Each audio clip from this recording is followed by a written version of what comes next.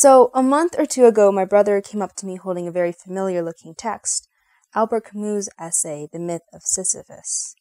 You might remember that one of the very first videos we created together was about the same essay, so we thought it would be fun to revisit Sisyphus, this time going into more depth and analysis. Okay, here we go.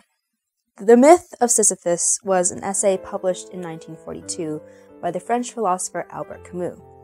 Now, if the words 1940s-ish philosopher in France sets off some alarm bells in your head, you are absolutely right. The Myth of Sisyphus, and more importantly Camus, emerged right in the midst of the French existentialist heyday.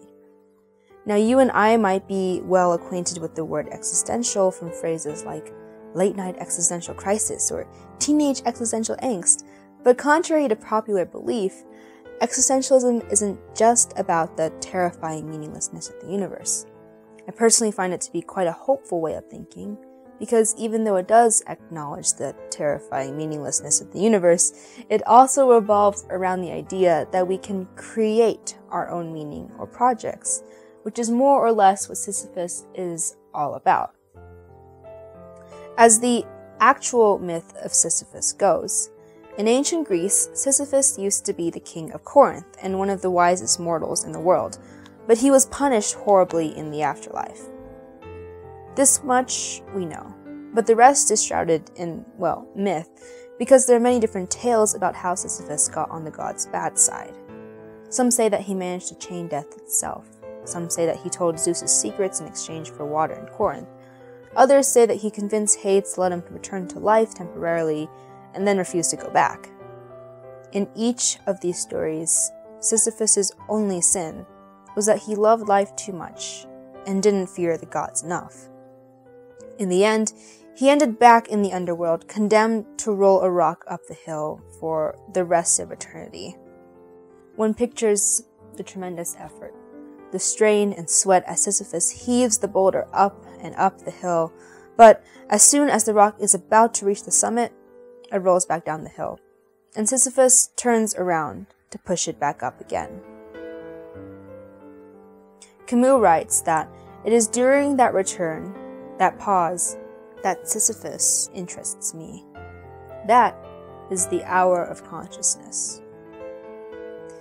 It is not the torment itself, but the consciousness of it, and the choice to engage in it over and over, which interests Camus.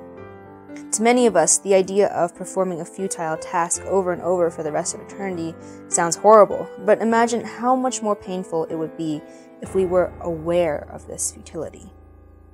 Camus argues that Sisyphus's consciousness of his own pointless fate is what makes the myth tragic. Yet, contrary to what we would expect, Camus states that this awareness that was to constitute his torture at the same time crowns his victory. To Camus, Sisyphus is the absurd hero, trapped within the machinery of fate in a meaningless world, yet somehow able to overcome it.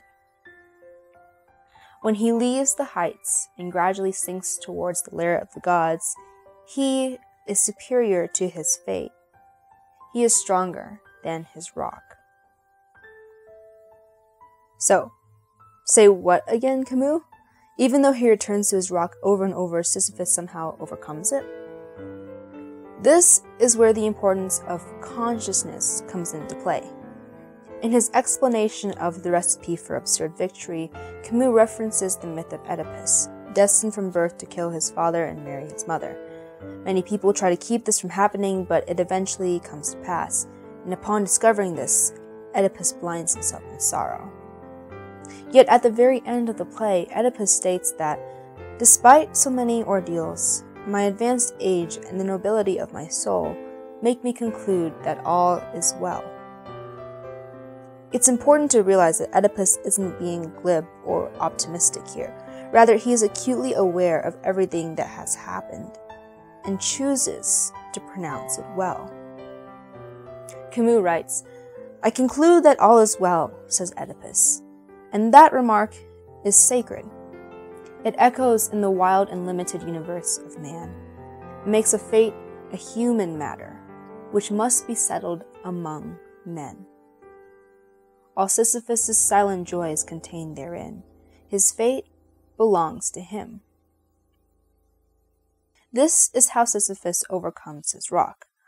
We might not be able to change the circumstances we're in or the inherent meaninglessness of the universe and our personal fate, but by reflecting upon it, we can choose how to interpret it. We can take hold of it and create our own meaning. The same consciousness which causes us to feel torment from the absurd is the tool through which we make our fate our own. Furthermore, if there truly is no higher power or overarching direction to this world, then fate is a human matter. The absence of a larger meaning means that we can create one ourselves.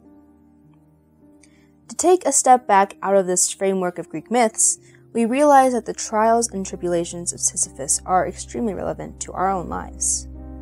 Who hasn't felt despair at a repetitive cycle which seems to lead to nowhere? Who hasn't felt chills at the realization that we're destined to die? Or on the much larger scale of geologic and cosmic time, our entire species is destined to die, and we're just one fraction in a millisecond of the lifespan of this universe. Camus writes that it happens that melancholy arises in man's heart. This is the rock's victory. This is the rock itself. The boundless grief is too heavy to bear. We are all Sisyphuses, grappling with our personal rocks. We are all Oedipuses, trapped under the fate of an inevitable death. Yet whatever happens between now and then, whatever happens within our fates themselves, that is completely up to us. One always finds one's burden again. But Sisyphus teaches the higher fidelity that negates the gods and raises rocks. He too concludes that all is well. This universe, henceforth without a master, seems to him neither sterile nor futile. The struggle itself towards the heights is enough to fill a man's heart. In the end, it does not matter whether the boulder will roll down again, or that we will inevitably die. It's the struggle itself that we can content ourselves with. It's the journey itself which matters. And at the end of our fates, we too may conclude that all is well. One must imagine Sisyphus happy.